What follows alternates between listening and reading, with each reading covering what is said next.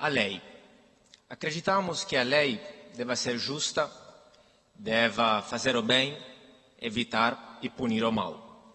Acreditamos que os problemas surjam quando a lei é desrespeitada, corrompida e não aplicada. E claro, o que todos nós queremos é o Estado de Direito, o império da lei, a segurança jurídica e o governo das leis e não o governo dos homens. Mas a lei é feita por homens. E às vezes é a mesma lei a ser injusta, a ser ineficiente e a gerar corrupção. É a mesma lei a ser ferramenta de poder, de pilhagem e de controle social. Por exemplo, acreditamos que deveríamos ser todos iguais perante a lei. É o princípio da isonomia, da igualdade formal e jurídica. Mas é a mesma lei, às vezes, que faz diferenças. Que faz diferenças entre quem tem foro privilegiado e quem tem a justiça comum. Entre terra privada e terra estatal. Sendo que na primeira alguém pode sempre pedir uso capião e na terra estatal nunca ninguém. É a mesma lei que faz diferenças entre trabalhadores privados que pagam impostos e burocratas estatais que recebem impostos e salários acima do teto e fora do mercado. É a mesma lei que faz diferença entre quem pode e quem não pode, entre quem pode tudo e quem pode nada. Acreditamos que o Estado deveria aplicar a lei, mas são eles, às vezes, que não respeitam a lei. Quando, por exemplo, faz o impeachment do presidente, mas não tiram os direitos políticos. Quando o governador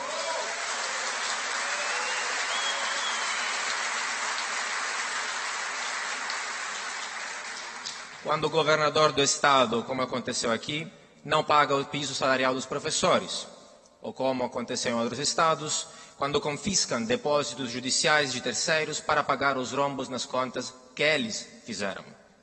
São eles que não respeitam as leis.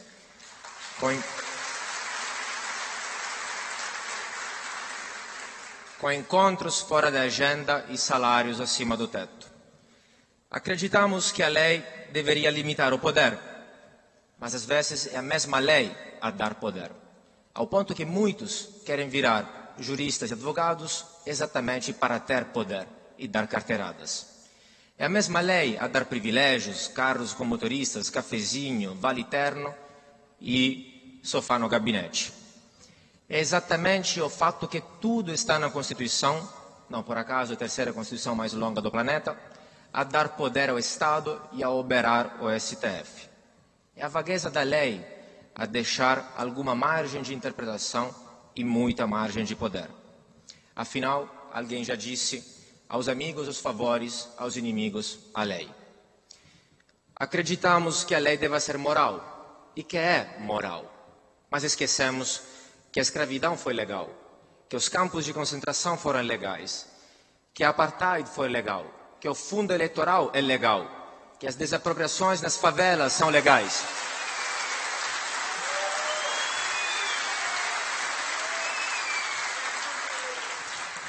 Que ambulantes e mendigos são retirados das nossas calçadas todos os dias com força de lei.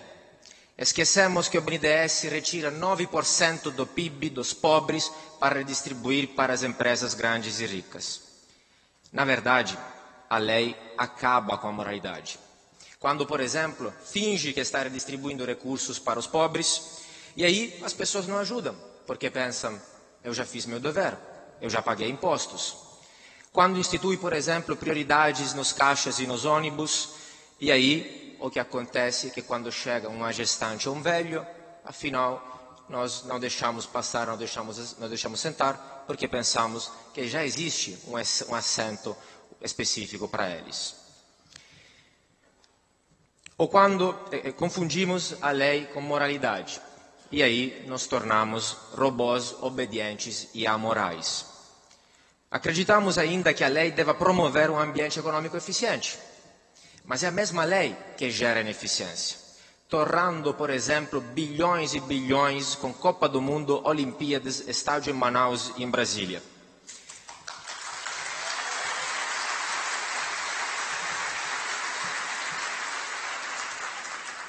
É por lei que se institui e se administra o BNDES, o maior banco de desenvolvimento do mundo, maior que o Banco Mundial, que não gera desenvolvimento nenhum, que gera subdesenvolvimento. Deveria até se chamar BNSUB, Banco Nacional de Subdesenvolvimento.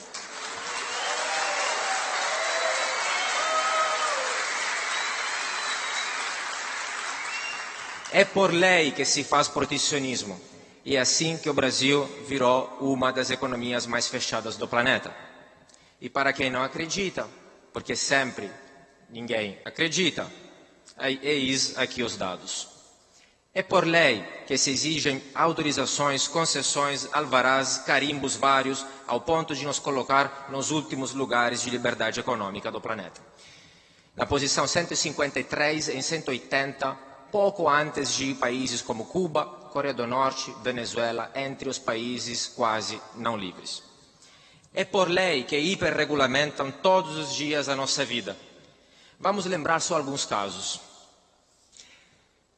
Os mais recentes: rádio obrigatório nos celulares, regulação do esporte eletrônico, proibição de descontos para mulheres em bares e boates, segunda-feira sem carne, revisão obrigatória do ar-condicionado, kit anti-incêndio, salvo depois mudar de ideia, proibição do sal na mesa, proibição da cobrança para orçamentos, proibição de cobrar por sentar na mesa do bar. Teve até uma lei para decidir se a espuma da cerveja é cerveja.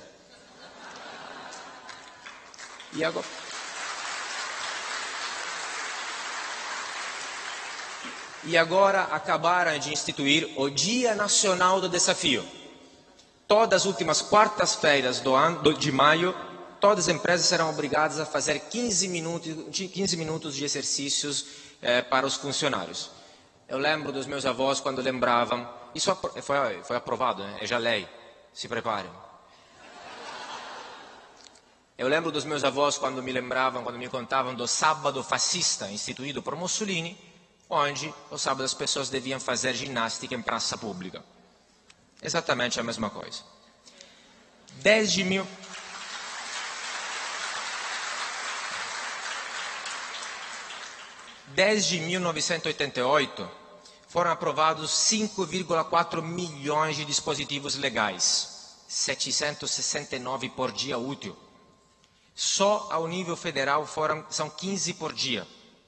Considerando os 3 entes federativos, e considerando que cada um de nós mora só em uma cidade, só em um estado, é uma média de 217 mil dispositivos legais em cima de cada um de nós.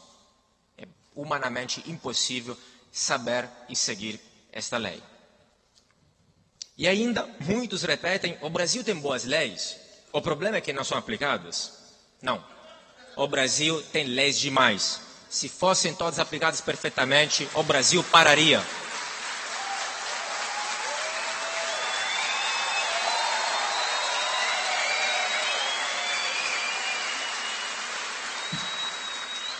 Mas é por esta visão fantástica das leis que faz com que, Brasil afora, nas universidades se ensine a visão da lei, do direito, como ferramenta de mudança social.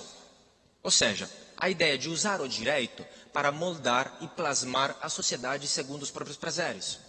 Ou seja, pura engenharia social, puro coletivismo, puro totalitarismo jurídico. Enquanto no resto do mundo, o direito é um simples método de resolução de conflitos. Ao contrário, aqui se gera mais conflito, com a judicialização das relações sociais, que muitos até celebram. E os advogados agradecem, afinal, a indústria do dano moral, por exemplo, gera milhões de causas lucrativas. É ainda por esta visão da lei que o fiscal se acha importante, e todo empoderado por um crachá dado pelo Leviatã, ele acha que o Brasil não dá certo porque a lei não é aplicada. Agora vou aplicar a lei e vir a Suíça por decreto-lei.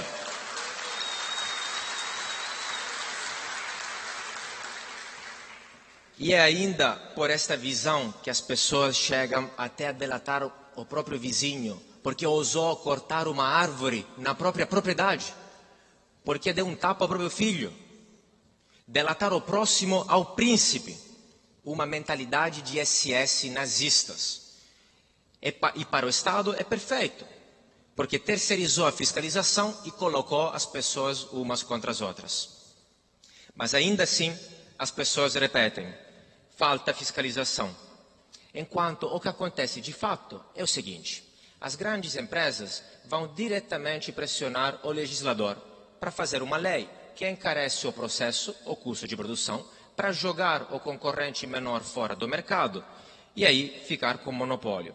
Aí, quando o fiscal vai controlar o comerciante para aplicar esta lei corrupta, a ele não resta que pagar a multa ou pagar o fiscal. Mas a lei foi feita exatamente para gerar isso.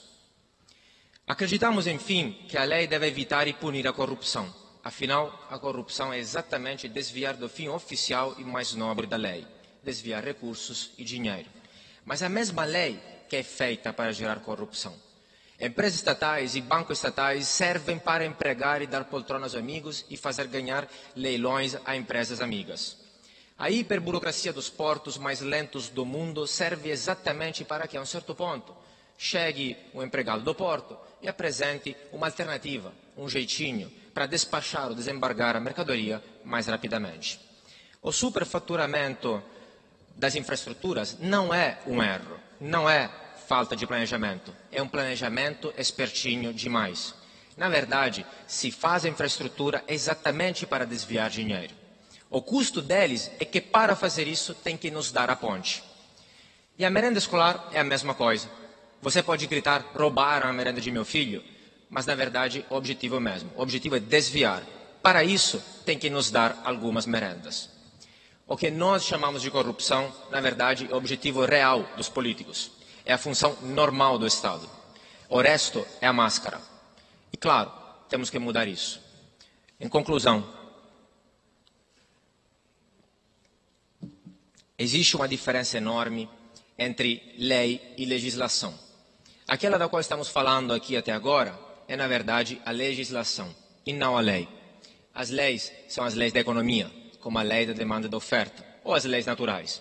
A lei é um fenômeno descritivo, espontâneo, de baixo para cima, um fenômeno natural.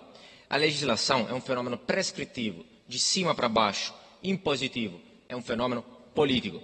E a legislação vira mera vontade do Leviatã preto em branco.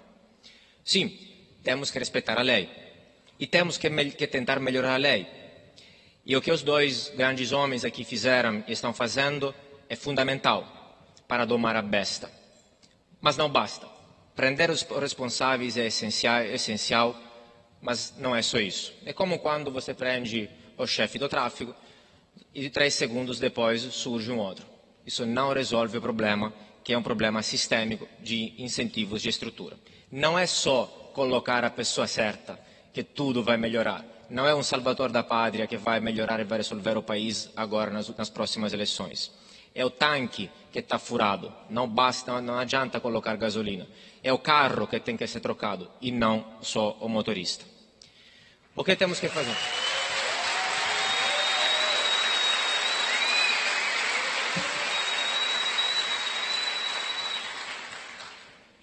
Temos que revirar o Estado ao avesso. Temos que reverter a estrutura estatal. Temos que mudar sua função. Temos que limitar o impacto de seus incentivos perversos. Temos que limitar sua dinâmica, para que a lei seja mais poderosa que a legislação, para que sejam eles a obedecer a nós e não o contrário. Temos que diluir o poder político ao máximo possível. Temos que descentralizar.